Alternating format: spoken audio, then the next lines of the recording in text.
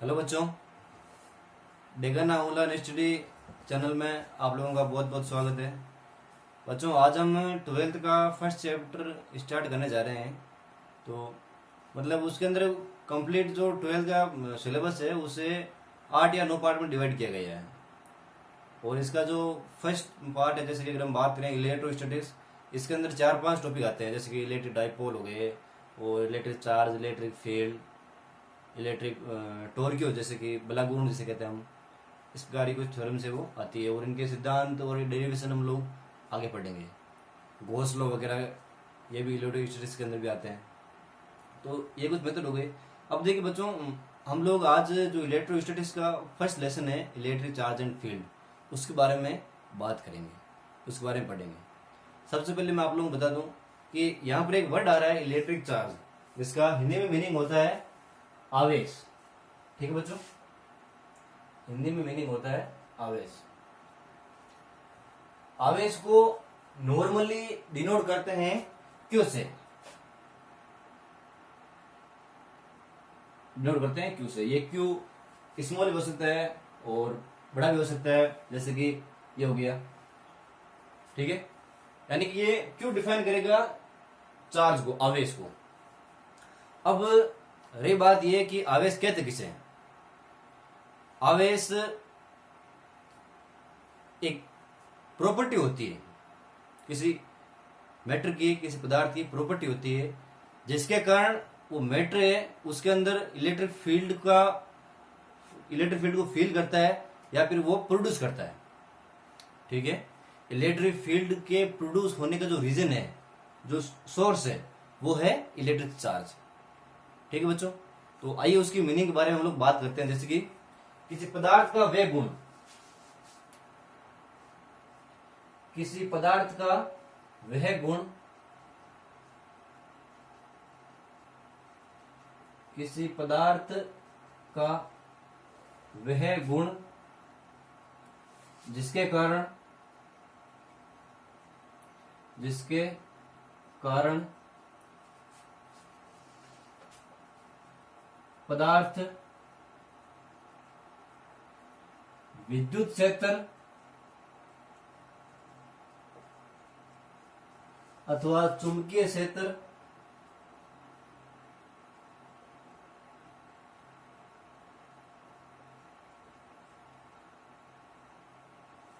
उत्पन्न करता है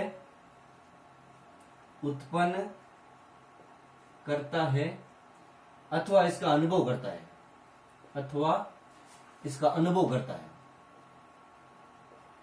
इसका अनुभव करता है, इलेक्ट्रिक चार्ज कहलाता है। ठीक है बच्चों, और इनिशियली इलेक्ट्रिक चार्ज को डिनोट करते हैं एक तो पॉजिटिव साइन से और एक नेगेटिव साइन से। ठीक है बच्चों, पॉजिटिव हो सकता है चार्ज और नेगेटिव भी हो सकता है। हालांकि चार्ज की अभी ये दो प्रॉपर्टी है, जिसे अभी तक हम 11th और 12th के बेस में पढ़ेंगे। बाकी आगे के मतलब इसके क्यूट्स कहलाते हैं। जो चार्ज की आगे की प्रॉपर्टी है वो क्यूट्स कहलाते हैं। देखिए, ये जो क्यूट्स होते हैं ना, इनके बारे में स्टडी हम लोग अगर इंजीनियरिंग की, जैसे आगे कोई आईटी के लेवल में अगर आदमी जाता है, कोई स्टूडेंट जाता है, तो उस टाइम हम चार्ज की जो प्रॉपर्टी है क्यूट्स, एक और प्रॉपर्टी होती है, उसके बारे में पढ़ेंगे। फिलहाल हम बात करेंगे जो हमारे धनात्मक और ऋणात्मक आवेश है उनके बारे में। ठीक है बच्चों, सबसे पहले चार्ज की प्रॉपर्टी जिस प्रकार से डेफिनेशन में लिखा गया है कि कोई भी पदार्थ होता है वो विद्युत क्षेत्र तो चुंबकीय क्षेत्र उत्पन्न करता है अथवा इसका अनुभव करता है, उसे आवेश कहते हैं। डेली लाइफ में अगर हम बात करें तो डेली लाइफ के अंदर आप लोगों ने मतलब एक्सपेरिमेंट किए होंगे कि अगर कोई जैसे कि स्केल होती है, उसको अपने बालों में रगड़ा या फिर रब किया, फिर किसी कागज के छोटे छोटे पार्टिकल्स करके किसी एक जगह पर रख दी और उसको टच में लाया, उसे संपर्क में लेकर के आते हैं। उन कागज के छोटे छोटे टुकड़ों के संपर्क में लेकर के आते हैं। तो क्या करते हैं, जैसे छोटे छोटे पार्टिकल्स है ना कागज के, वो अट्रैक्ट होते हैं, उसके पास में आते हैं। तो ये रीजन क्या है, चार्जिंग का रीजन है। किसी वस्तु के आवेशित होने पर किसी दूसरी वस्तु के पास ले जाने पर उसको अट्रैक्शन जो प्रॉपर्टी होता है ना, तो वो चार्ज को डिनोट करती है, वो परिभाषित करती है कि ये जो वस्तु है वो अवस्थित हो गई है, इस कारण से एक दूसरे को अट्रैक्ट कर रही है। ठीक है बच्चों। या फिर अगर मैं बात करूं दूसरी कि कांच की कोई छड़ है, उस कांच की छड़ को अगर रेशम के कपड़े के साथ में रब किया जाए, एक दूसरे के साथ में रब किया जाए, तो इनके ऊपर चार्ज का आदान प्रदान हो जाता है। छड़ हो जाती है धनात्मक और सिल्क कपड़ा हो जाता है ऋणात्मक। ठीक है बच्चों। तो ये कुछ प्रॉपर्टीज होती है। और अगर जैसे कि बात करें कि एक बैलून है, गुब्बारा है, कोई गुब्बारे को अगर अपने जैसे कि शर्ट पे कहीं पे रब किया, उसके बाद उसे दीवार पे अगर टच करें तो वो दीवार पे चिपक जाता है। बैलून है वो दीवार पे चिपक जाता है। तो ये कुछ प्रॉपर्टीज होती है आवेश को डिफाइन करने की। और नॉर्मली हम डेली लाइफ में हमारे आसपास इस प्रकार की कई चीजें जो आवेशित होती है और उदाहरणाएं देती है आवेशन के बारे में। इन चीजों का हम डेली लाइफ में हमेशा जैसे कि अध्ययन करते हैं, और आज हम उनके बारे में स्टडी करेंगे। ठीक है बच्चों। तो आगे हम बात करेंगे कि चार्ज होते कितने प्रकार के हैं। तो मैंने बताया कि चार्ज नॉर्मली सामान्यतः आवेश है वो दो प्रकार के होते हैं। प्रकृति में आवेश दो प्रकार के होते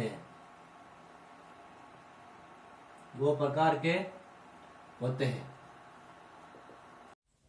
बच्चों अब जैसे कि मैंने बताया था आप लोगों को कि नेचर के अंदर जो हमारे चार्ज होते हैं, आवेश होते हैं, वो दो प्रकार के होते हैं। एक होता है जैसे कि धनात्मक आवेश और एक होता है ऋणात्मक आवेश, पॉजिटिव चार्ज और नेगेटिव चार्ज। पॉजिटिव चार्ज की प्रॉपर्टी क्या है कि इसके अंदर इलेक्ट्रॉन की कमी होती है और इसके अंदर इलेक्ट्रॉन की वृद्धि होती है। इलेक्ट्रॉन की कमी और इलेक्ट्रॉन की वृद्धि, आपने इस टॉपिक को जैसे कि 10th के वो क्लास में पढ़ा था। जैसे कि कोई एक इलेक्ट्रॉन होता है, वो अपनी कक्षा में नाभिक के चारों ओर क्या करता है, घूर्णन करता है। नाभिक के चारों ओर घूर्णन करता है। ठीक है बच्चों। ये प्रोटॉन हो गया और इसके अंदर न्यूट्रॉन भी है, और इलेक्ट्रॉन वो नाभिक के चारों ओर घूर्णन करता है। इसकी प्रॉपर्टीज मतलब कि इस प्रकार से होती है कि जब इसकी कक्षाएं इसके अष्टक पूर्ण हो जाते हैं, तब वो ये इलेक्ट्रॉन है वो नाभिक के अंदर आ जाएगा, तब तक बाहरी कक्षा में ये घूर्णन करता जाएगा। ठीक है बच्चों। अब यहां पर देखिए कि सिस्टम अपोजिट साइड में एक तो बात ये होगी कि धनात्मक आवेश के अंदर जो इसकी अंडर जो थ्योरी है वो है कि इलेक्ट्रॉन की कमी होती है। इसके अंदर है तो पॉजिटिव चार्ज, यानी कि ये इलेक्ट्रॉन दाता है, खुद प्रोवाइड करने वाला है, परंतु इसके अंदर इलेक्ट्रॉन कमी होती है। अगर किसी भी चीज को मैं प्रोवाइड करूं या आप किसी चीज प्रोवाइड करो, तो आपके अंदर उस चीज की क्या होगी, कमी होगी। आपके अंदर उस चीज की कमी हुई है। अगर आपने 2 किलो, जैसे कि आपके पास 10 किलो कुछ सामान पड़ा है, 10 केजी कुछ आपके पास सामान है, तो उस 10 केजी में आपने किसी दूसरे को 1 किलो या फिर आधा किलो उसमें से कम कर दिया, तो आपके पास है वेटेज, आपके पास में आपको फर्क नहीं पड़ता। लेकिन थोड़ी बहुत अगर आप में कमी हुई तो वो कमी हुई है, यानी कि मेटेरियल की कमी होना, इलेक्ट्रॉन की कमी होना धनात्मक आवेश कहलाता है। और इलेक्ट्रॉन ग्राही, इलेक्ट्रॉन की वृद्धि होना ऋणात्मक आवेश। पॉजिटिव आवेश तो हो गया इलेक्ट्रॉन दाता, और इलेक्ट्रॉन नेगेटिव चार्ज हो गया ऋणात्मक आवेश हो गया इलेक्ट्रॉन ग्राही, इलेक्ट्रॉन को ग्रहण करने वाला। जितने ज्यादा इसके अंदर इलेक्ट्रॉन आएंगे उतनी ज्यादा ही इसके अंदर इलेक्ट्रॉन की वृद्धि होगी।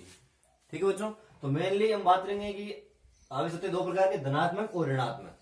अब बात करते हैं कि चार्ज की प्रॉपर्टी के बारे में, कि चार्ज की मेन प्रॉपर्टीज क्या क्या होती है। जैसे कि मैंने बताया था कि आवेश होते हैं 2 प्रकार के, धनात्मक और ऋणात्मक। अब देखिए यहां पर हम बात करेंगे फर्स्ट जो हमारा लॉ है केवेंडिश का नियम, उसके बारे में। आवेश का अनुप्रयोग 4 प्रकार के अनुप्रयोग होते हैं, 4 जगहों पे आवेश का मुख्य रूप से यूज लिया गया है। तो सबसे पहले हम लोग बात करेंगे केवेंडिश का नियम। केवेंडिश का नियम क्या कहता है कि समान आवेश के मध्य प्रतिकर्षण होता है एवं विपरीत आवेश के मध्य आकर्षण होता है। समझे बात को। जैसे कि ये हो गए पॉजिटिव चार्जेस, ये हो गया पॉजिटिव चार्जेस। अब इनके मध्य क्या होगा, अब इनके मध्य होगा रिपल्सन, एक दूसरे को रिपेल करेंगे, प्रतिकर्षित करेंगे, क्योंकि समान आवेश है। और आकर्षण इस प्रकार से होगा कि विपरीत आवेश एक दूसरे को आकर्षित करते हैं, अट्रैक्शन, अट्रैक्शन। ठीक है बच्चों, समान आवेश के मध्य प्रतिकर्षण एवं विपरीत आवेश के मध्य आकर्षण होता है। यही प्रॉपर्टीज है, समान आवेश है एक दूसरे को रिपेल करेंगे और असमान आवेश एक दूसरे को आकर्षित करेंगे। ये तो होगी हमारे केवेंडिश जो फर्स्ट थ्योरी है उसके बारे में। अब हम बात करेंगे सेकेंड थ्योरी के बारे में, आवेश संरक्षण सिद्धांत। आवेश संरक्षण का जो सिद्धांत है वो हमने 11th के फर्स्ट चैप्टर फिजिकल वर्ल्ड के बारे में पढ़ा था कि जो कंजर्वेशन की थ्योरीज है वो मेनली 4 प्रकार की होती है। एक होती है एनर्जी के बारे में, दूसरी चार्ज के बारे में और न्यूक्लियर फोर्स के बारे में भी होती है। 2 स्ट्रॉन्ग के बारे में और एक वीक के बारे में। 4 प्रकार की कोई कंजर्वेशन की थ्योरीज है। यहां पर हम बात करेंगे जैसे कि जो कंजर्वेशन ऑफ चार्ज है, आवेश संरक्षण सिद्धांत है उसके बारे में। तो आवेश संरक्षण का सिद्धांत क्या कहता है कि किसी निकाय के अंदर आवेश को न तो उत्पन्न किया जा सकता है और न ही नष्ट किया जा सकता है, बल्कि इसे एक रूप से दूसरे रूप में स्थानांतरित किया जा सकता है। एक रूप से दूसरे रूप में स्थानांतरित करने का इसका मतलब यह है कि जैसे कि कोई एक वायर है, उसके अंदर इलेक्ट्रिसिटी का प्रवाह हो रहा है, इलेक्ट्रिसिटी का फ्लो हो रहा है। तो अब देखिए यहां पर इलेक्ट्रिसिटी का जो फ्लो हो रहा है स्विच के अंदर, स्विच से होते हुए इलेक्ट्रिसिटी है वो बच्चों, स्विच से होते हुए जैसे कि इलेक्ट्रिसिटी नीचे जा रही है। अगर हम बात करें कि बीच में जैसे कोई बोर्ड का स्विच है, उस स्विच के अंदर हम ऑन करते हैं तो नीचे वाले सॉकेट में इलेक्ट्रिसिटी फ्लो हो रहा है। उस सॉकेट को अगर स्विच को बंद कर दें, ऑफ कर दें, तो इलेक्ट्रिसिटी का फ्लो है वो बंद हो जाएगा। अब देखिए यहां पर जरूरी तो यह नहीं कि अगर फ्लो बंद कर दिया तो इलेक्ट्रिसिटी है वो उसके अंदर वापस आएगी नहीं, ऐसा तो नहीं है। हाँ, कहीं पे भी जो मतलब इसकी सरणी क्रम संयोजन में या फिर समांतर क्रम संयोजन में अगर इलेक्ट्रिसिटी प्रोड्यूस हो रही है या फिर अपना कार्य कर रही है, विद्युत है अगर अपना कार्य कर रही है, तो उस सेमेस्टर में उस प्रोसीजर में मेन एप्लीकेबल कंडीशन जो होती है वो इस प्रकार से होती है कि अगर इलेक्ट्रिसिटी को एक स्विच से बंद कर दें तो उसके फ्लो में, उसके फ्लोरेंस में वो अपनी क्रिया है वो बंद कर देगी। लेकिन किसी दूसरी साइड में अगर वायर कनेक्ट है तो उस कंडीशन में तो या फिर उस स्विच से ऊपर ऊपर इलेक्ट्रिसिटी का फ्लो तो हो रहा है। मेन कहने की बात यह है कि चार्ज है वो हमेशा अपनी एनर्जी है, अपनी जो ताकत है वो कभी ना तो उत्पन्न करता है ना ही नष्ट करता है, बल्कि एक फॉर्म से दूसरे फॉर्म में कन्वर्ट करता रहता है। ठीक है बच्चों, समझने की बात। अब हम बात करेंगे तीसरा जो हमारा पॉइंट है, आवेश का क्वांटीकरण, यानी कि आवेशों को छोटे छोटे पैकेट या बंडल के रूप में रखा जाता है, जिसे क्वांटा कहते हैं। ठीक है बच्चों, सिंबल तो ये कंजर्वेशन चार्ज के अंदर जो संरक्षण का नियम है, आवेशों को हमेशा हम लोग क्वांटा के अंदर संरक्षित करेंगे।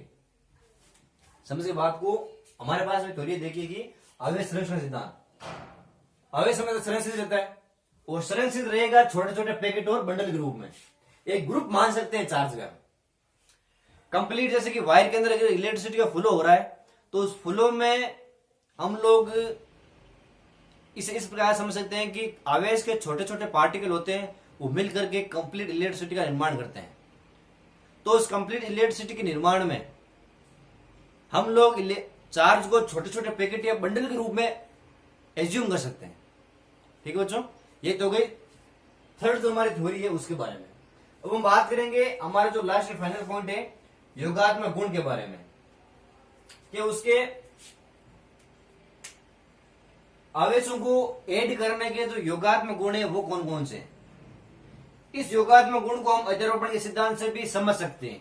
उससे हम आगे बात करेंगे इलेक्ट्रिक फील्ड आगे कि इलेक्ट्रिक फोर्स का अध्यारोपण सिद्धांत किस प्रकार से होता है, यानी कि सुपर प्रिंसिपल या फिर सुपर पोजिशन जो कंडीशन होती है उसके अंदर।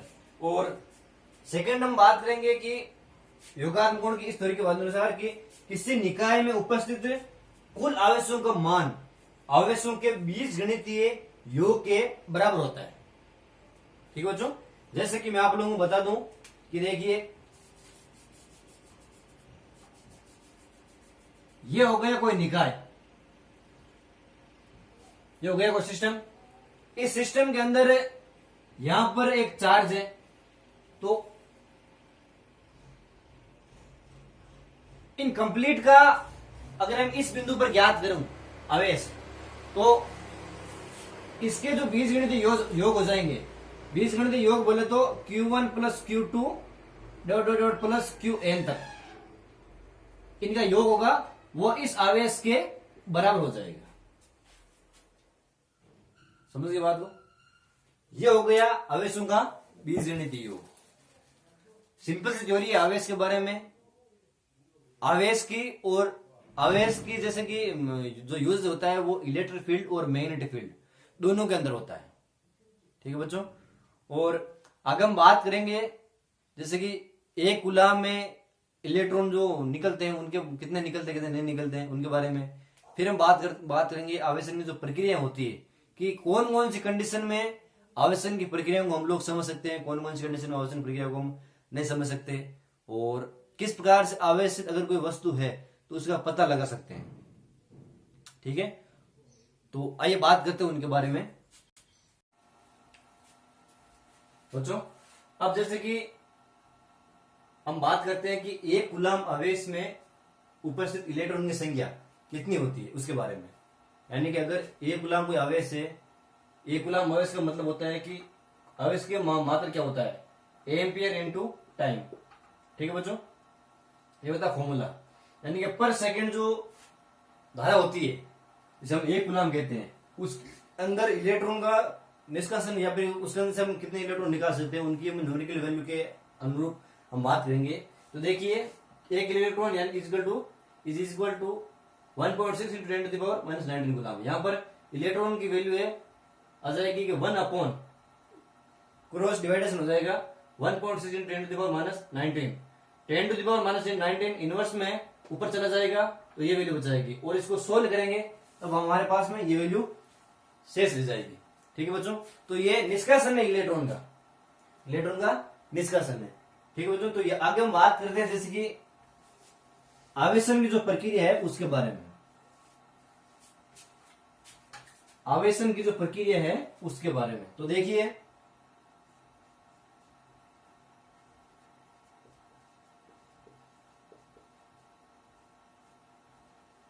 आवेशन की प्रक्रिया का यहाँ पे संबंध है कि किसी भी वस्तु को अगर हम चार्ज करते हैं, आवेशित करते हैं, तो उसका पता हम किस प्रकार से लगा सकते हैं, कुछ प्रोसीजर है, कुछ पॉइंट्स है उस प्रकार से। जैसे कि मेनली तो आवेशन को दो प्रकार से फाइंड किया जा सकता है। एक होता है हमारा प्रेरण के द्वारा बाय इंडक्शन, और एक होता है संपर्क से।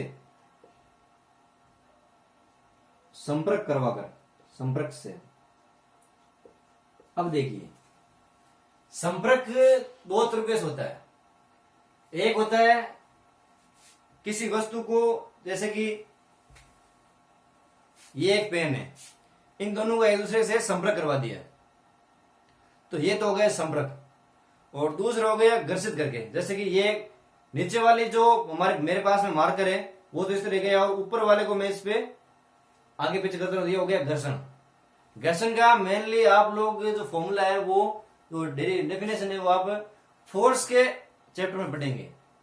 अगर किसी वस्तु को धक्का लगाते हैं तो फर्श पे, किसी वस्तु को अगर धक्का लगाते हैं तो फर्श पे क्या होता है, घर्षित होते हुए वो आगे की ओर लुढ़कती है, घर्षित होते हुए आगे की ओर लुढ़कती है, तो वो कंडीशन क्या हो गई, फ्रिक्शन की कंडीशन हो गई। ठीक है बच्चों, तो ये दो मेथड है, संपर्क से और प्रेरण द्वारा। तो संपर्क के अंदर जो आवेशन की प्रक्रिया होती है वो दो प्रकार की होती है। एक होती है हमारे पास में स्पर्श करवाकर, स्पर्श करवाकर, और दूसरी होती है घर्षण से।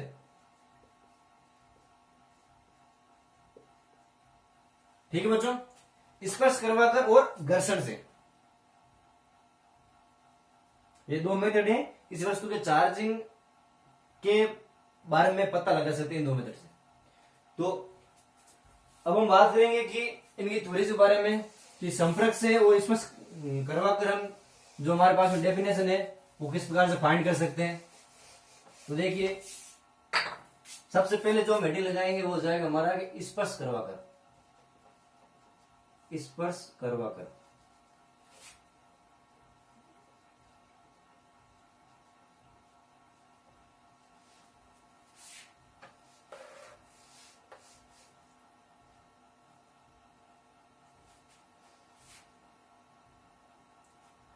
जब किसी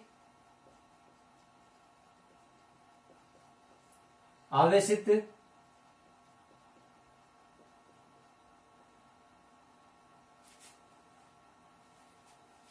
छड़ को उदासीन छड़ के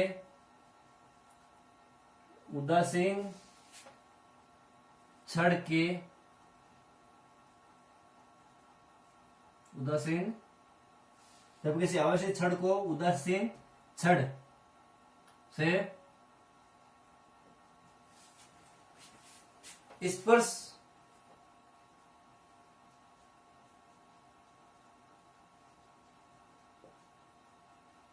करवाते हैं, जब किसी आवेशित छड़ को उदासीन छड़ से स्पर्श करवाते हैं तो उदासीन छड़ भी, तो आवेशित छड़ भी, सॉरी,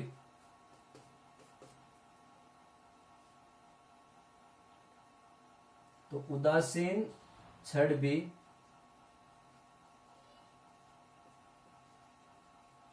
आवेशित छड़ के समान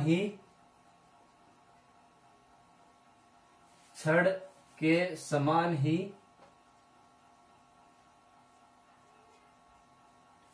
व्यवहार करने लगती है। यानी कि इनके गुणों का आदान प्रदान हो जाता है।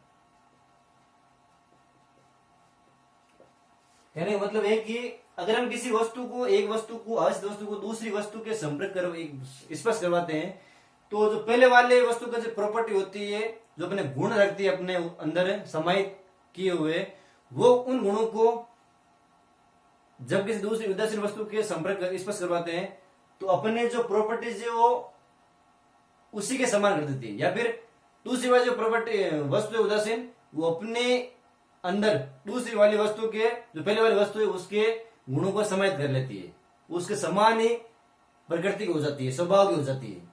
ठीक है बच्चों, अब दूसरा जो हेडिंग है वो है कि घर्षण के द्वारा,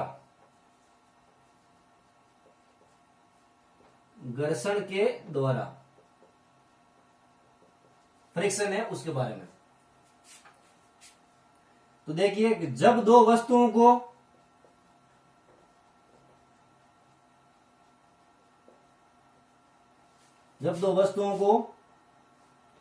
एक दूसरे से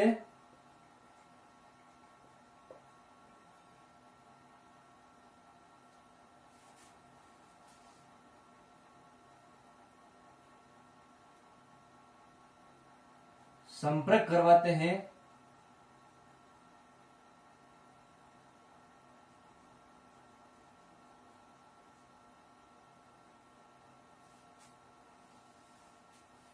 जब एक वस्तु को दूसरी वस्तु की तरफ, जब एक वस्तु को दूसरी वस्तु के साथ में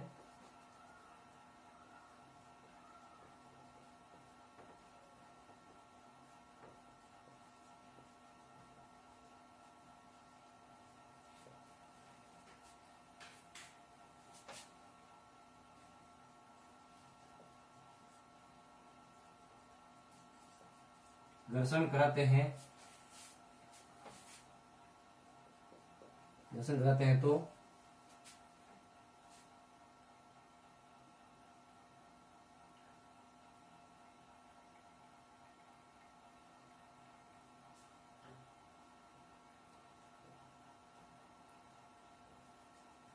समान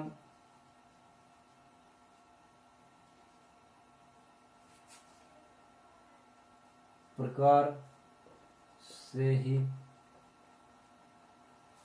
व्यवहार करने लगती है, व्यवहार करने लगती है।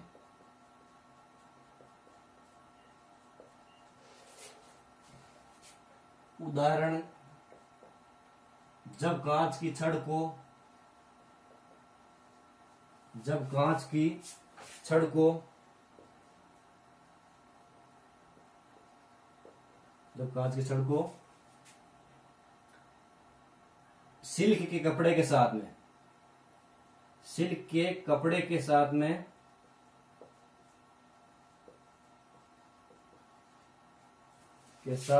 में रगड़ते हैं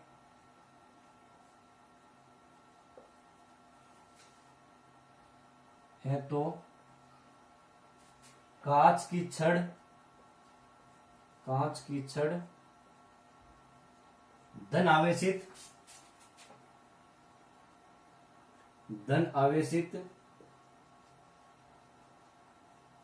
व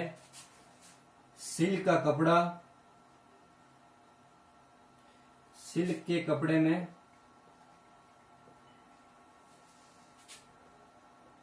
ऋणावेश आ जाता है। ठीक है बच्चों, ये तो हो गई दो सिंपल सी थ्योरी है। स्पर्श के द्वारा अगर हम किसी वस्तु को आवेशन की प्रक्रिया के मेथड के बारे में जानना चाहें तो उसकी थ्योरी, और ये हो गई घर्षण के द्वारा जो आवेशन की प्रक्रिया होती है उसके बारे में थ्योरी। ठीक है, अब जो हमारी मेन सेकंड प्रॉपर्टीज है परिण के द्वारा, उसके बारे में बात करेंगे। तो देखिए,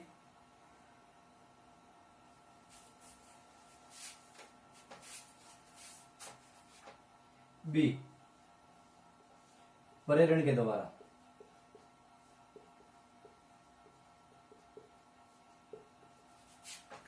यहां पर बच्चों परिण के द्वारा जो हमारे पास में आवेशन की प्रक्रिया है उसके बारे में हम लोग एक प्रयोग के रूप में इसको समझेंगे। प्रयोग इस प्रकार से, देखिए माना कि एक कुचालक स्टैंड है, उस स्टैंड पे मैंने दो गोले लिए हैं। कुचालक स्टैंड हो गई ये मैंने दो गोले लिए हैं ऐसे। यह तो हो गया गोला ए और ये हो गया गोला बी।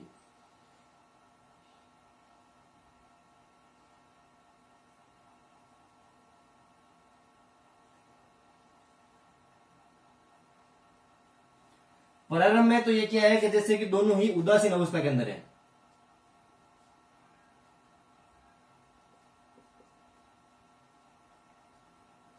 प्रारंभ में ये दोनों क्या है, उदासीन अवस्था के अंदर है। अब जब मैं इन दोनों के पास में अगर एक कांच की छड़ लेके आता हूं, इन दोनों गोलों के पास में अगर मैं कांच की छड़ लेके आता हूं तो इनके अंदर कंडीशन क्या होगी, धनावेशित कांच की छड़ अगर मैं इनके पास में गोलों के पास में लेके आता हूं तो ये देखिए एक होगी धनावेशित छड़ कांच की, और इस गोले के अंदर कंप्लीट जो पॉजिटिव आवेश है, सॉरी जो नेगेटिव आवेश है वो जाएगा, और गोले बी के अंदर कंप्लीट जो धन आवेश है वो आ जाएगा। ठीक है बच्चों, ये अलग अलग हो जाएंगे। इनकी जो बेसिक प्रॉपर्टीज है ना, ये प्रथम जो कंडीशन में तो ये एक दूसरे से क्या है, फर्स्ट जो कंडीशन है ये, इस कंडीशन में तो ये एक दूसरे से उदासीन अवस्था में संपर्क से पास पास में खड़े हैं। अब अगर मैं एक धनावेशित कांच की छड़ लेके आता हूं तो धनावेशित इसमें और इसमें प्लस और माइनस दोनों चार्ज हैं, तो कंडीशन क्या होगी कि अट्रैक्शन की प्रॉपर्टी क्या होगी, इसके पास में हो जाएगा माइनस जो गोला है पूर्ण हो जाएगा धनावेशित, और जो पूर्ण धनावेशित गोला है वो इससे दूर चला जाएगा, क्योंकि रिपेल करते हैं ये जो समान प्रकृति के आवेश है वो एक दूसरे को रिपेल करते हैं, इसके कारण से। ये हो गई दूसरी कंडीशन। ठीक है बच्चों, अब तीसरी कंडीशन क्या होगी देखिए,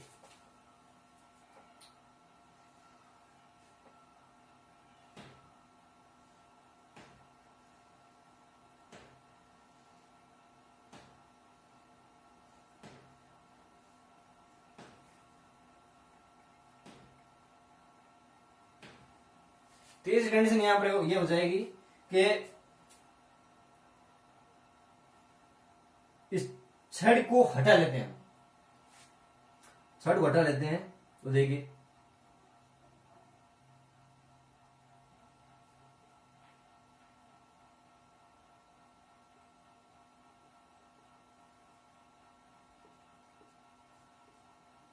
छड़ को हटा लिया गया है तीसरी कंडीशन में। ये दोनों गोले थोड़े थोड़े दूर है, छड़ उठा लिया, छड़ उठा लिया तो गोला एक पूर्णतः ऋणावेशित,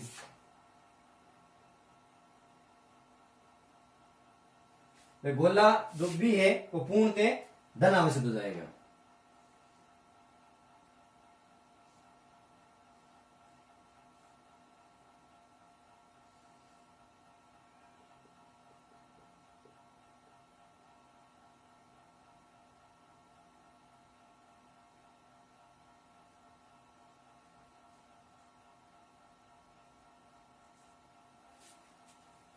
गोला चौथा है, इसी कहने का मतलब ये है कि अगर छड़ की उपस्थिति में, जैसे कि छड़ की उपस्थिति है, इस छड़ की उपस्थिति में गोलों को पर्त कर लिया तो पर्त करने के बाद में छड़ को हम हटा लेंगे यहां से, ठीक है। छड़ की उपस्थिति में यहां पहली कंडीशन में हटा लिया तो रिपेल हो गए, रिपेल हो गए तो एक दूसरे जो एज इट इज कंडीशन है उस कंडीशन में फिर हम बात करेंगे, जैसे कि गोला ए है वो तो पूर्णतः धनावेशित और गोला बी है वो पूर्णतः ऋणावेशित हो जाएगा। ये इस प्रकार की कुछ वस्तुओं के चार्जिंग और अनचार्जिंग करने की मेथड है। अगर किसी वस्तु को मैं बात करूं कि दो चीजें उसके पास में, अगर पहले तो कॉन्टेक्ट में, क्योंकि उसके अंदर उदासीन जो न्यूट्रल चार्ज है वो कंबाइंड कर रहा है, अपनी प्रॉपर्टी को बता रहा है। देन फिर अगर कोई धनावेशित या फिर ऋणावेशित छड़ में एक दूसरे के पास में लेकर आऊं, उन दोनों वस्तुओं के पास में जो संपर्क करने पर एक दूसरे से उदासीन अवस्था में आ गई है, अगर उनके पास में लेकर आऊं तो इनकी जो चार्ज डिस्ट्रीब्यूशन है वो अलग हो जाएगा। क्योंकि जो छड़ में यूज में ले रहा हूं अगर वो धनावेशित है तो जो पहली वस्तु है वो तो मतलब एक अगर धनावेशित है तो या तो रिपेल कर लेगी या फिर अट्रैक्ट कर लेगी, और अगर ऋणावेशित है तो वही कंडीशन है, अट्रैक्ट कर लेगी, धनावेशित है तो रिपेल कर लेगी।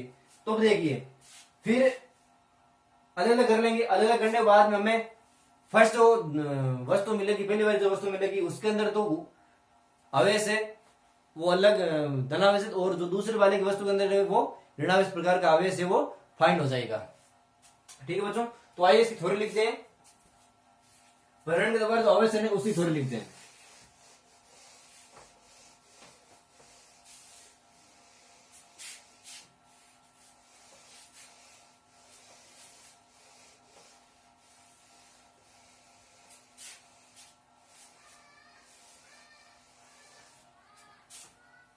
देखिए कि माना कि कुचालक स्टैंड पर, माना कि कुचालक स्टैंड पर दो चालक गोलों को, दो चालक गोले उदासीन अवस्था में उपस्थित है।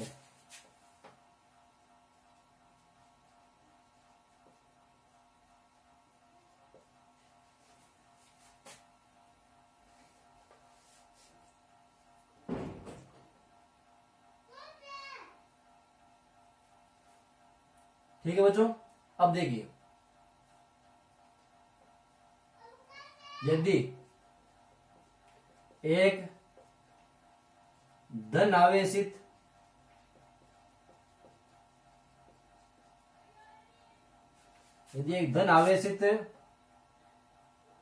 कांच की छड़ को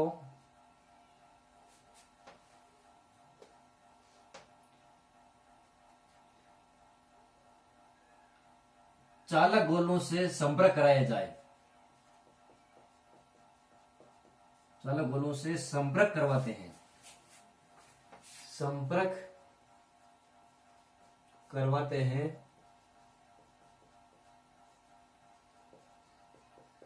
है तो गोले ए में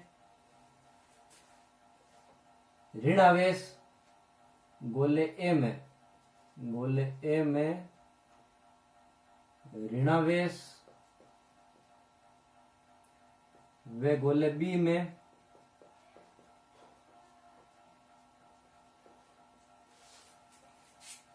धन आवेश आ जाएगा, धन आवेश आ जाएगा। ठीक है बच्चों, ये कंडीशन है। अब यदि छड़ की उपस्थिति में ही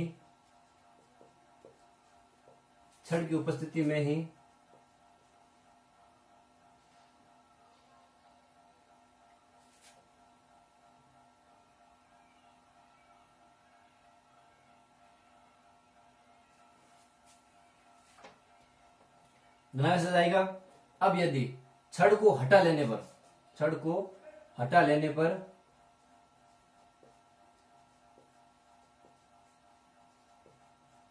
गोला ए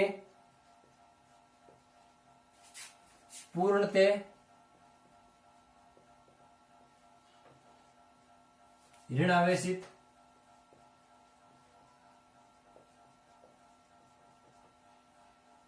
वे गोला बी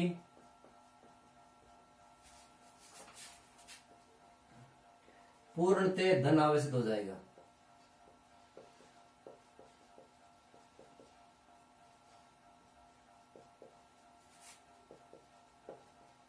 ठीक है बच्चों, ये हमने जो परीक्षण किया है आवेशन की प्रक्रिया के अंदर कि किसी वस्तु को प्रेरण के द्वारा किस प्रकार से हम उसकी आवेशन की प्रक्रिया को फाइंड कर सकते हैं, उस कंडीशन के बारे में बताया गया है। ठीक है बच्चों, अब एक दूसरा मेथड है, वो है इलेक्ट्रोस्कोप के बारे में, यानी कि इसका अर्थ होता है विद्युतदर्शी के बारे में। तो किस प्रकार से हम लोग विद्युतदर्शी के कारण किसी वस्तु के अवस्थित और अनावस्थित होने का पता लगा सकते हैं। इलेक्ट्रोस्कोप का क्या मतलब होता है कि एक कांच की बोतल होती है, उसके अंदर एक छड़ होती है कांच की डाली हुई। उस छड़ के नीचे वाले जो पेंदा होता है कांच की बोतल के अंदर, वहां पर दो सोने की पन्नियां लगी होती है, पत्ते लगे होते हैं दो साइड में। ठीक है बच्चों, वो मतलब कि इस प्रकार से लगी होती है कि अगर कोई वस्तु को हम छड़ के बाहरी सिरे पे क्वांटिटी में लेके आते हैं तो उनके बीच में कंडीशन होनी चाहिए रिपल्सन की और अट्रैक्शन की। इस प्रकार की फॉर्म में हम लोग इलेक्ट्रोस्कोप को बनाते हैं। तो आइए उसके बारे में हम लोग बात करते हैं। जैसे कि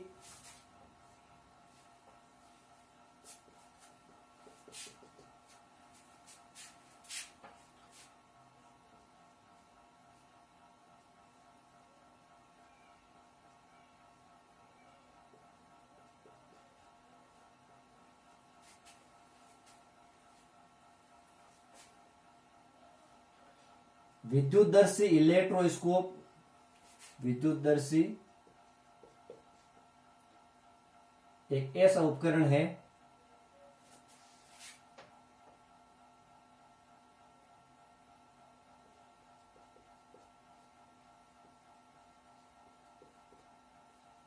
जिसके कारण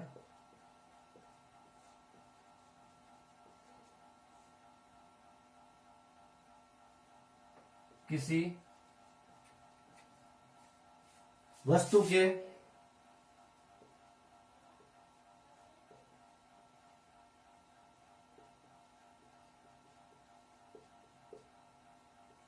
आवेशित अथवा अनावेशित होने का पता लगाया जा सकता है, होने का पता लगाया जा सकता है।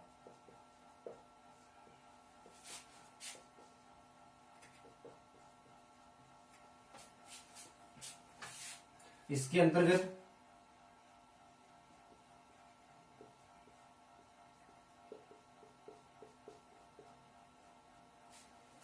कांच की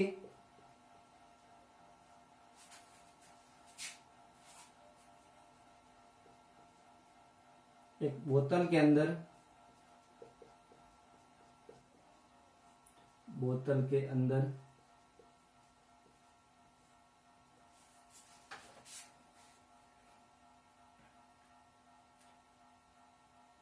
एक छड़ को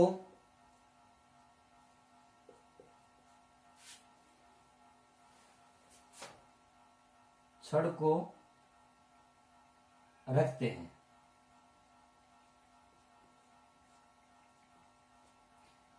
इस छड़ के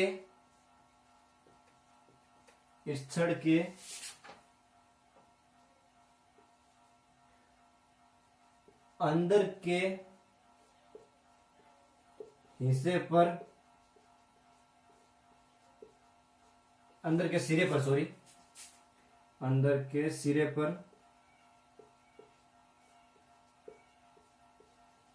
यदि दो स्वर्ण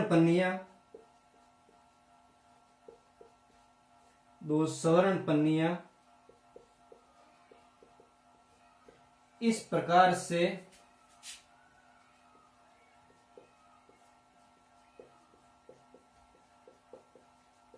लगाई जाए कि दो स्वर्ण पन्नियां इस प्रकार से लगाई जाए कि यदि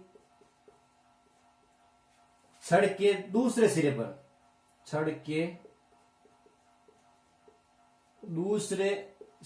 पर कोई वस्तु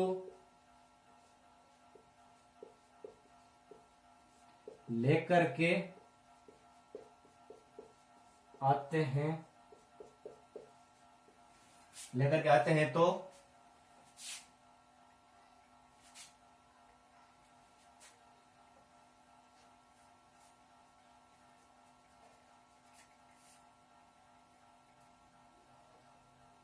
स्वर्ण पन्नियों की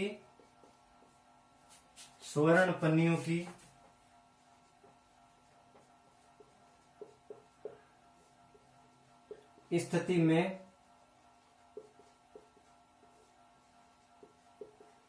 परिवर्तन होता है। स्वर्ण पन्नियों की स्थिति में परिवर्तन होता है।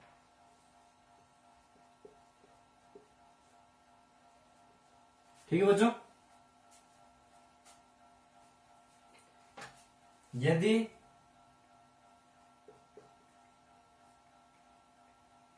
यदि वस्तु स्वर्ण पन्नियों यदि वस्तु उदासीन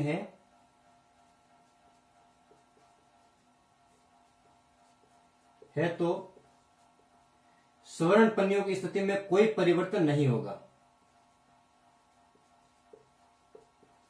स्वर्ण पन्नियों की स्थिति, देखिए स्वर्ण पन्नियों की स्थिति में परिवर्तन होता है। यदि वस्तु उदासीन है तो स्वर्ण पन्नियों की स्थिति में कोई परिवर्तन नहीं होगा, तथा यदि वस्तु स्वर्ण पन्नियों के समान रूप से ही आवेशित है तो वे एक दूसरे को प्रतिकर्षित करेगी। ठीक है, तथा यदि वस्तु स्वर्ण पन्नियों के विपरीत आवेश से आवेशित होगी तो स्वर्ण पन्नी एक दूसरे को आकर्षित करेगी। कहने का मतलब ये है कि देखिए, अगर वस्तु धनावेशित है और अगर स्वर्ण पन्नी है वो ऋणावेशित है तो उनके बीच में क्या होगा, अट्रैक्शन होगा। या फिर ऐसे बात कर सकते हैं जैसे कि कोई छड़ वस्तु है जो छड़ के पास लेकर आते हैं वो तो धनावेशित है। अब जो प्रॉपर्टी है दोनों की स्वर्ण पन्नियों की, तो दोनों स्वर्ण पन्नियों की प्रॉपर्टी है, उनके बीच में क्या होगा कि टचिंग करने पर यह दोनों पास में आएगी, फिर स्वर्ण पन्नी क्या होगी, आकर्षित होगी और दूर जाएगी तो वस्तु उनके विपरीत आवेश से या फिर समान आवेश से आवेशित है। अगर विपरीत आवेश से आवेशित होती है तो वो एक दूसरे को आकर्षित करती है।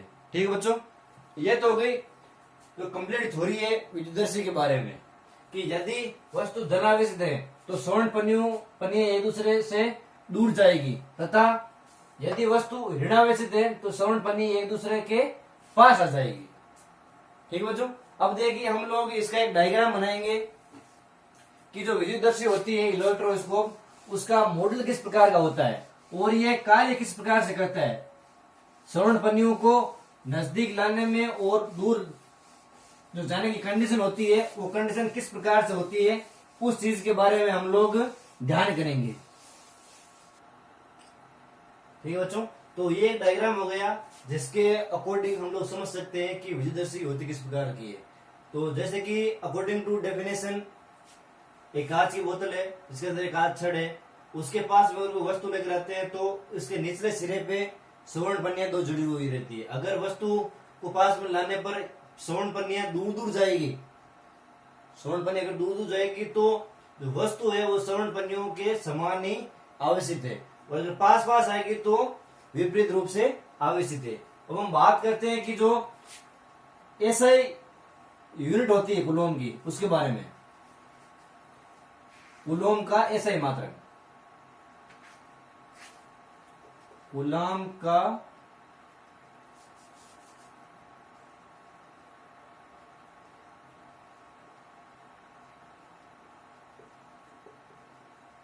एसआई मात्रक, तो देखिए C is equal to ampere into second. ठीक है, ये तो हो गया कूलॉम का एसआई मात्रक, और विमा हो गई इसकी A1।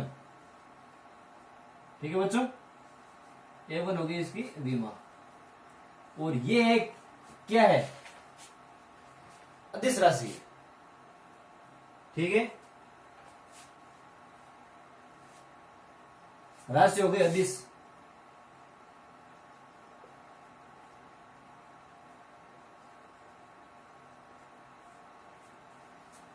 देन फिर अगर हम बात करें कि इलेक्ट्रॉन का जो मास होता है वो किस प्रकार से होता है। इलेक्ट्रॉन का मास, इलेक्ट्रॉन का मास यानी कि जो द्रव्यमान होता है उसका मान कितना होता है, उसका मान होता है 9.1 into 10 to the power minus 31 kg, जो मास है इलेक्ट्रॉन का। ठीक है बच्चों, और यहां पर हम बात करेंगे कि आवेश के जो मान होते हैं उनके बारे में। आवेश के मान, आवेश के मान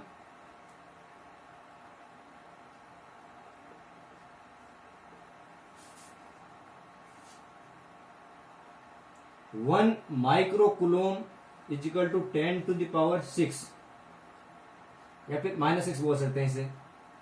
1 nano coulomb equal to 10 to the power 9, and 1 pico coulomb equal to 10 to the power -12 coulomb. ये कुछ बेसिक जो फंडामेंटल चीजें हैं आपकी, कुछ राशि हैं, उनके बारे में जो आप लोगों को ध्यान में रखना है कि इलेक्ट्रॉन का मास कितना होता है और इसकी ऐसा यूनिट कितनी होती है कूलम की, उसके बारे में। ठीक है बच्चों, तो कॉन्सेप्टली आपके ये चीजें मैंने आप लोगों को बता दी है। देन फिर हम लोग बात करेंगे यहाँ पर अगला वाला जो हमारा पॉइंट है कूलम नियम के बारे में, या फिर हम कह सकते हैं जो स्थैतिक बल होता है उसके बारे में। स्थैतिक बल होता है जो कि मैंने 11 के फर्स्ट चैप्टर में डिस्कस कर दिया था कि जो मतलब कि फोर्स होते हैं, ग्रेविटेशनल,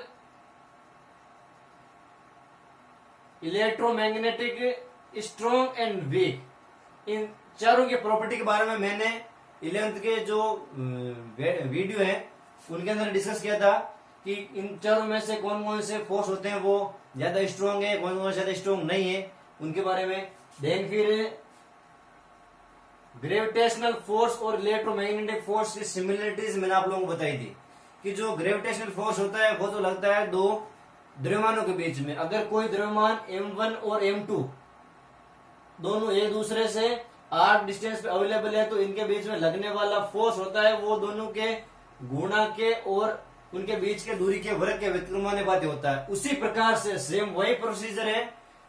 हम बात करेंगे यहाँ पर जो हमारा कूलम बल है वो दो आवेशों के मध्य किस प्रकार से लगेगा उस थ्योरी के बारे में। तो आइए बात करते हैं।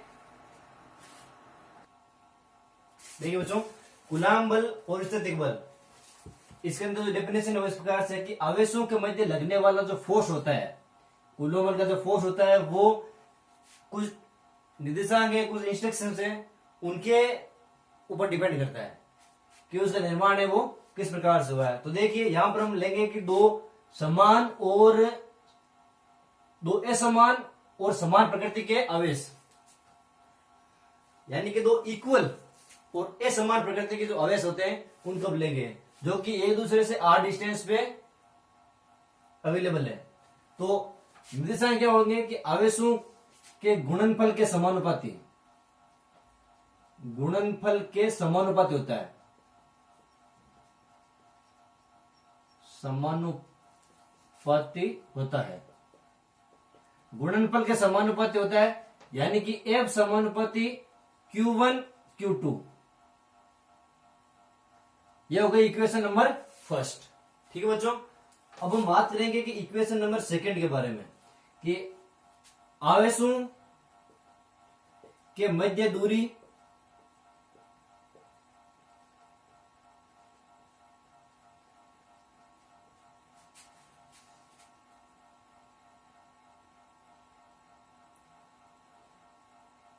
दूरी के वर्ग के व्यक्रमानुपाती,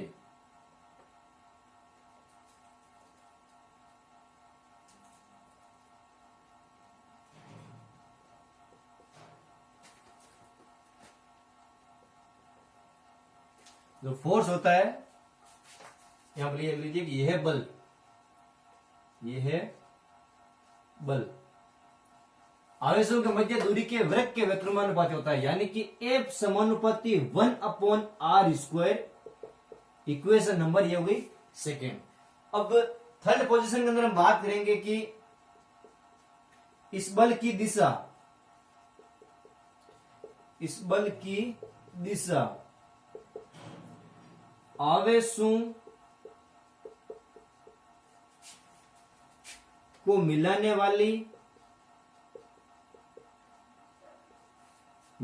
वाली रेखा के अनुदिश होती है,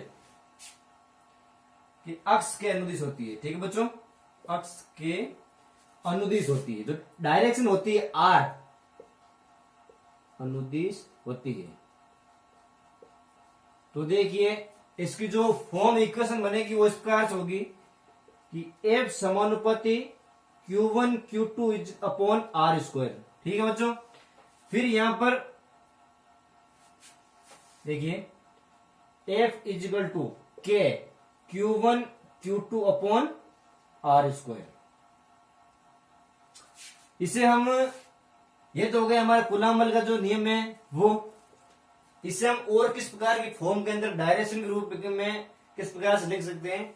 तो आइए बात करते हैं कि F इजिकल टू F सदिश is equal to K Q1 Q2 upon r³ r²। ठीक है बच्चों, इसे हम इस प्रकार की फॉर्म में भी लिख सकते हैं।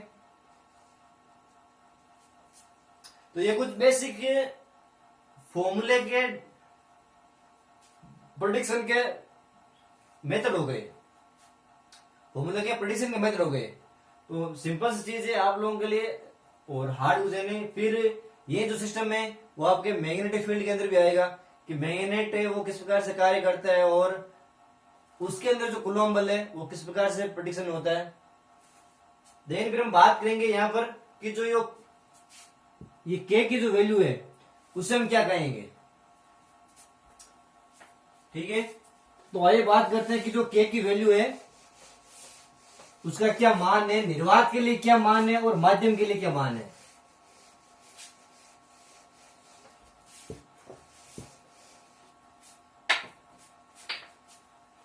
यहां के समानुपाती स्थिरांक है, समानुपाती स्थिरांक है,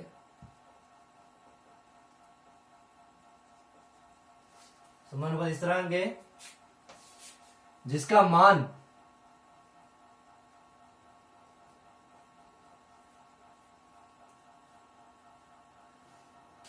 यहां के समानुपाती स्थिरांक है जो आवेशों के मध्य,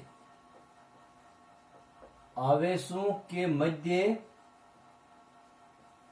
के माध्यम पर निर्भर करता है, मीडियम पर, माध्यम पर निर्भर करता है।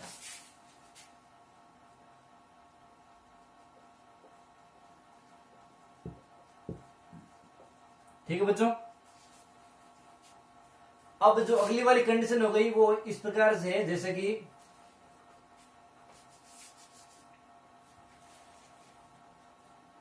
केक की यहां पर जो वैल्यू है 1/4πε0 निर्वात के लिए,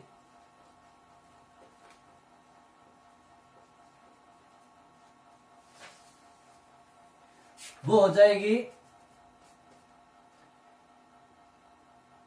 निर्वात के लिए तो हो जाएगी 8.85 into 10⁻⁻12 coulomb square upon newton into metre square. और के की फिक्स वैल्यू है यहां पर हो जाएगी, देखिए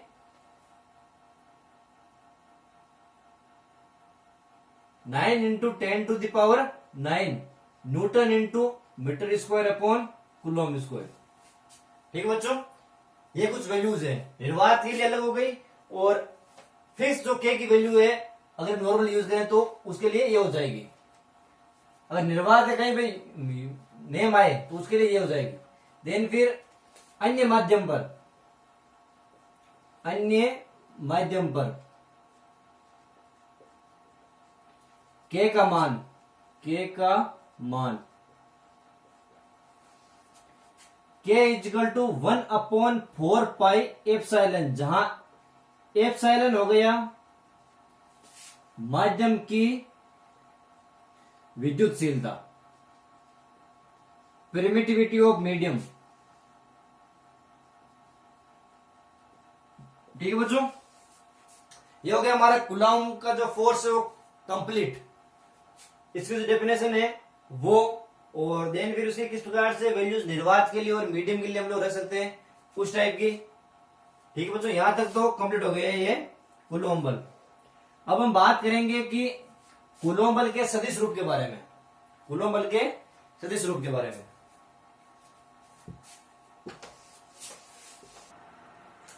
बच्चों अब देखिए जो हमारा अगला पॉइंट है कूलम बल के नियम के अंदर, कूलम बल का सदिश रूप, यानी कि वेक्टर फॉर्म में हम इसे किस प्रकार से रिप्रेजेंट कर सकते हैं उसके बारे में पढ़ेंगे। तो देखिए माना कि यहाँ पर दो आवेश हो गए, एक पोजीशन पर ए और एक बी पोजीशन पर बी। ठीक है बच्चों, ए और बी, यानी कि Q1 और Q2 दो आवेश उपस्थित है।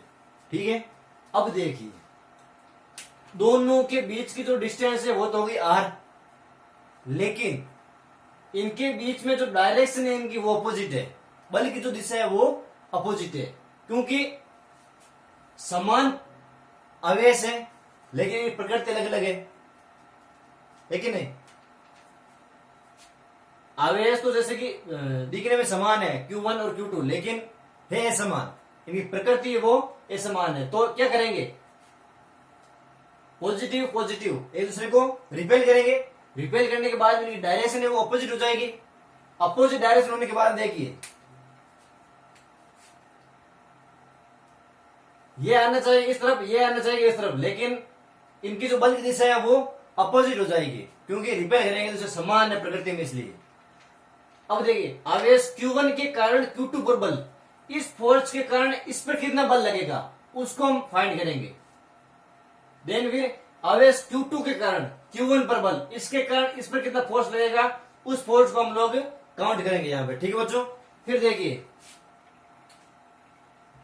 क्योंकि जिसकी जो प्रॉपर्टी मेन होती है ना, खुद की जो भूमिका निभाता है फोर्स, उसकी पहले आएगी, देन फिर जो लगने वाला है वो उसके बाद में आ जाएगी।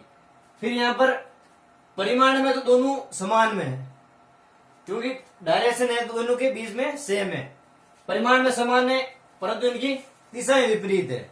ये जाना चाहेगा इस साइड में और ये जाना चाहिए इस साइड में, लेकिन दोनों की प्रकृति समान है, इसलिए एक दूसरे को रिपेल करेंगे, प्रतिकर्षित करेंगे।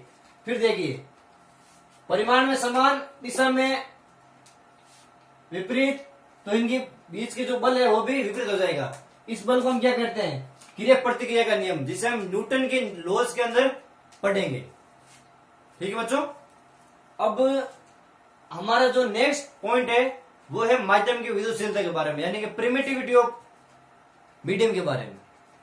तो डिस्कस करते हैं उसके बारे में। जैसे कि बच्चों अब हम बात करेंगे कि जो माध्यम की विद्युतशीलता होती है कि प्रिमिटिविटी ऑफ मीडियम, उसके बारे में। तो देखिए, किसी माध्यम का वे गुण जिसके कारण दो आवेशों के मध्य लगने वाला विद्युत बल, एक आवेश का विद्युत बल अथवा एक आवेश का विद्युत क्षेत्र प्रभावित होता है, इफेक्ट पड़ता है उस पर, माध्यम की विद्युतशीलता कहलाता है। माध्यम की विद्युतशीलता जितनी अधिक होगी, विद्युत बल एवं विद्युत क्षेत्र का मान उतना ही कम हो जाएगा। उसके इनवर्सली प्रोपोर्शनल है क्या, विद्युत बल एवं विद्युत क्षेत्र का मान उतना ही कम हो जाएगा। तो r square equal to F, विद्युतशीलता को हम यहाँ पर नाम दे सकते हैं एप्सिलॉन नोट से, एप्सिलॉन से या फिर के से, जो कि फोर्स के इनवर्सली प्रोपोर्शनल होती है, प्रोपोर्शनल इक्वल होती है। क्योंकि जितना माध्यम विद्युतशीलता बढ़ेगी उतने माध्यम का विद्युत बल और विद्युत क्षेत्र का मान है वो डिक्रीज हो जाएगा, कम होता जाएगा। ठीक है बच्चों। माध्यम विद्युतशीलता एक अदिश राशि है जिसे एप्सिलॉन से व्यक्त करते हैं तथा इसका मात्रक होता है coulomb square upon newton into metre square. अब देखिए, मीडियम के लिए, सॉरी निर्वात के लिए जो वैल्यू होती है एप्सिलॉन नॉट के, वो होती है 8.85 into 10⁻⁻12 coulomb square upon newton into metre square. ये newton into coulomb square upon newton into metre square हो गया, क्योंकि ये माध्यम की विद्युतशीलता है इसलिए। ठीक है बच्चों। सेकेंड हम बात करते हैं सापेक्ष विद्युतशीलता के बारे में। माध्यम की विद्युतशीलता अथवा निर्वात की विद्युतशीलता का अनुपात ही माध्यम की विद्युतशीलता अथवा निर्वात की विद्युतशीलता का अनुपात ही प्रविद्युतांक या फिर सापेक्ष विद्युतशीलता कहलाती है। यहां पर देखिए, एप्सिलॉन अपॉन एप्सिलॉन नॉट, यानी कि माध्यम की विद्युतशीलता तो होती है एप्सिलॉन तथा निर्वात की विद्युतशीलता होती है एप्सिलॉन नॉट, जो कि इक्वल होती है एप्सिलॉन आर या फिर के। यहाँ पर विद्युतशीलता, माध्यम विद्युतशीलता या फिर प्रभाविता सापेक्ष विद्युतशीलता का डायरेक्टली जो मीनिंग है वो है कि अगर किसी कोई दो कैपेसिटर है, संधारित्र है, तो उनके बीच में अगर मीडियम भरा हुआ है तो उस कंडीशन में जो वैल्यूज लगेगी एप्सिलॉन आर की निर्वात के लिए, या फिर कोई माध्यम भरा हुआ है अगर खाली रहेगी तो वो तो हो जाएगी निर्वात के लिए, और अगर भरा हुए रहेगी तो वो हो जाएगी मीडियम के लिए। तो उसके बारे में यहां पर बताया गया है। ठीक है बच्चों। तो देखिए, माध्यम की विद्युतशीलता और निर्वात की विद्युतशीलता का अनुपात ही पराविद्युतांक व सापेक्ष विद्युतशीलता कहलाता है, जो कि एक मात्रकहीन राशि है, उसका मात्रक नहीं होता है। इसी की तरह माध्यम की विद्युतशीलता का जो मात्रक होता है coulomb square upon newton into metre square, तथा पराविद्युतांक व सापेक्ष विद्युतशीलता का मात्रक नहीं होता है। अब देखिए, निर्वात के लिए कुछ बेसिक नंबरिंग है माध्यम की विद्युतशीलता, पराविद्युतांक और सापेक्ष विद्युतशीलता के लिए। तो जैसे कि निर्वात और वायु के लिए तो होगी पराविद्युतांक 2 होता है और पानी के लिए 80 होता है। इस प्रकार की कुछ न्यूमेरिकल वैल्यूज हैं जिनका आगे अगर सॉल्यूशन आ जाए या फिर क्वेश्चन आ जाए तो उसके बारे में निर्वात के लिए तो लिख देना आप 2 और पानी के लिए लिख देना 80। ठीक है बच्चों। तो आगे हम बात करेंगे कि इलेक्ट्रिक फील्ड के बारे में, इलेक्ट्रिक फील्ड किस प्रकार से जनरेट होता है और जो हमारा अजयरोपण सिद्धांत है उसे रे के आवेश घनत्व वगैरह चीजें। ठीक है बच्चों। तो आइए उसके बारे में डिस्कस करते हैं हम लोग।